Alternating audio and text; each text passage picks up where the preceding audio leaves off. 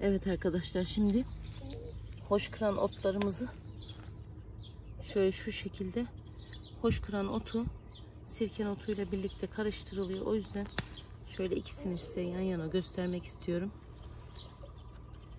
Şu sirken otu gördüğünüz gibi Unluca da deniyor adına. Bu da hoş kıran. Şöyle ikisini de yan yana koyayım. Hoş kıran otu daha çok horoz ibiğine benziyor. Horoz ibiği çiçeğine benziyor. Zaten horoz ibiğillerden. Şimdi burada yenilebilen birkaç yabani ot var. Sirken otu, hoş kıran, semizotu var şimdi burada. Şöyle göstereyim semizotunu. Bunun da faydalarını ayrı bir videoda anlatacağım. Şurada deve çökerten var. Bu bitki çayı olarak tüketebilirsiniz. Şurada yine şu ballı baba, daha önce videolarımda anlatmıştım. Burada oldukça fazla semizotu da var. Şu şahtere otu, daha önceki videolarımda anlatmıştım size. Gördüğünüz gibi semizotları da yeni çıkıyor. Oldukça fazla yabani ot var bahçemizde. Şimdi bunlardan yenilebilirleri toplayacağız. Bugün hoş kıran otu toplayacağım. Sirken otunu daha önce toplayıp anlatmıştım faydalarını size. Bugün hoş kıran otu günü. Evet arkadaşlar, hoş kıranlarımızı toplamaya başladık. Hoş kıran otu yabani bir ot. Bu yüzden de yabani ot ilaçlarıyla yok edilmeye mahkum bir ot aslında. Bahçelerde çokça kullanılan yabani ot ilacıyla yok ediliyor bu şifalı bitki.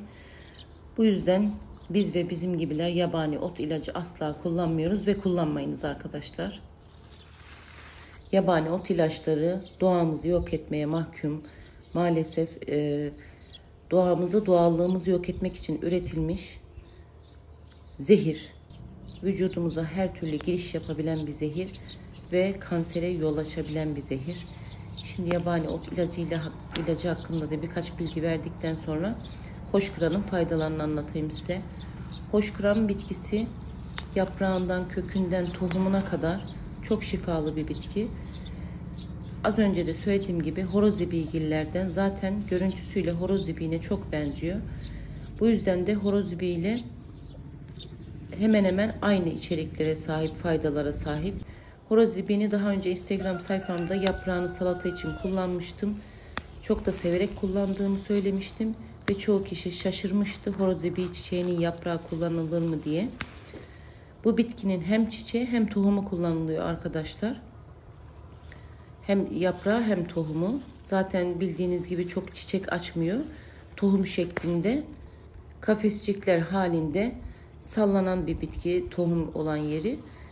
Eskiden Aztekler un yapımında kullanırlarmış bu tohumu.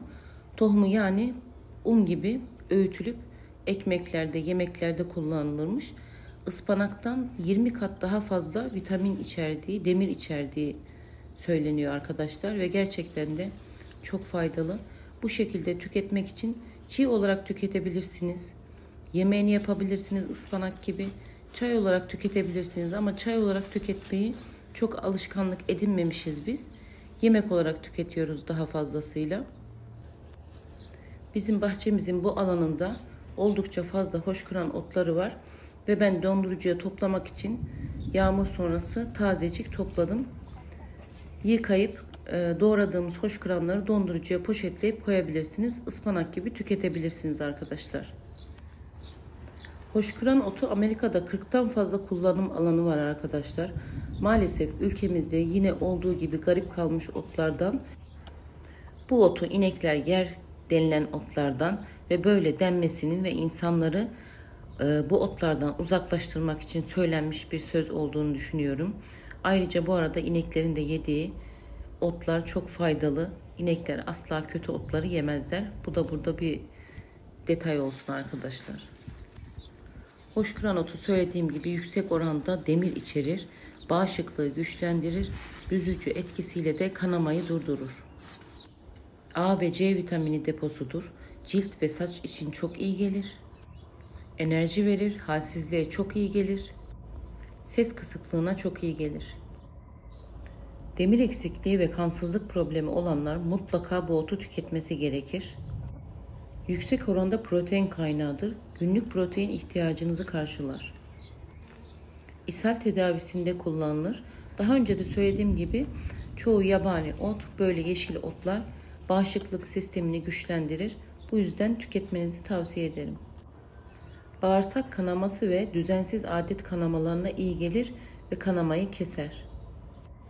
Mide sorunlarına iyi gelir. Eski zamanlarda yılan sokmalarına, yılan ısırıklarına kullanılırmış. O da lapa şeklinde yapılıp kullanılmış arkadaşlar. Eğer hoşgören otunu çay olarak tüketmek istiyorsanız tazesini ya da kurusunu normal bir bardağın içine, kaynar suyun içine atıp demleme usulü yapıp suyunu içebilirsiniz. Hatta sebzesini de tüketebilirsiniz arkadaşlar. Çünkü bu yenilebilir bir ot. Çayında da, yeşilinde de, kurusunda da her türlü tüketebileceğiniz bir yabani ot.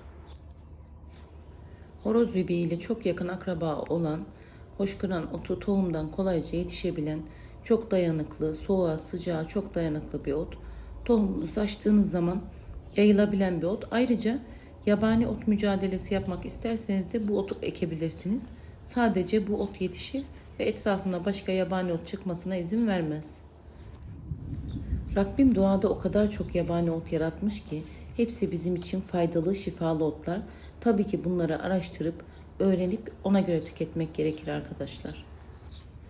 Ispanaktan daha çok tüketebileceğiniz hoşgören otu elimden geldiğince, dilim döndüğünce sizlere anlatmaya çalıştım. İnsanoğlu aç kalmaz arkadaşlar. Rabbim doğada bizler için o kadar çok nimet vermiş ki lütfen araştıralım, öğrenelim, tüketelim. Hoşgören otu yemeği yapmak isterseniz arkadaşlar, ballı baba kavurması tarifim YouTube kanalımda daha önceki videolarda var. Onu örnek alarak yapabilirsiniz. Çiğ olarak salatalarınıza kullanabilirsiniz.